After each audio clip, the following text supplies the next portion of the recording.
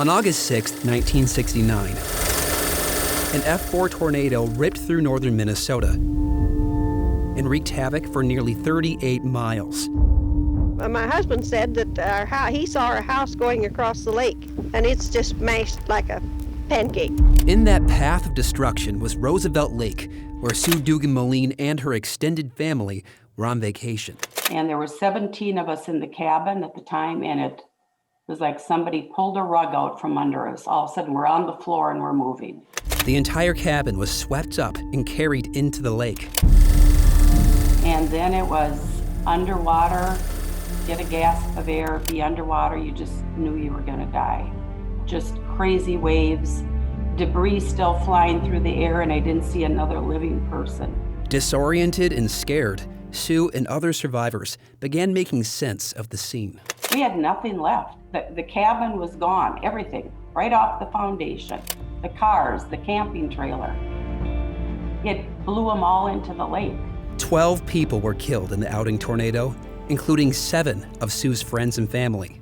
She lost her grandma, Edith, her 19-year-old sister, Becky, and her 5-year-old cousin, Sharon.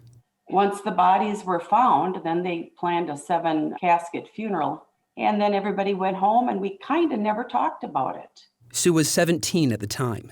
Decades passed, and her curiosity gradually grew. A few years ago, she began seeking answers by interviewing fellow survivors. I think I started to realize there was an awful lot of information I'd never heard and I didn't know. And so I decided I would record my questions with everybody who was still living who'd been there.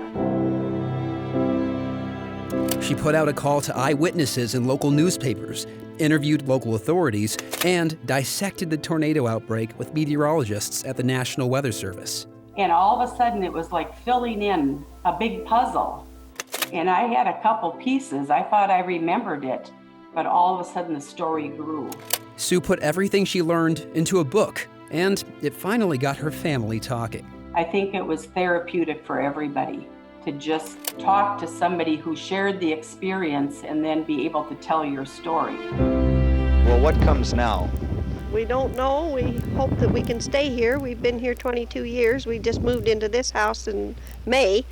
Sue's cousin, Shane, confronted survivor's guilt that had been dormant for nearly 50 years. He said, "Mom, you told me to watch out for my sister that day." For years, he dealt with that. He hadn't taken care of his little sister.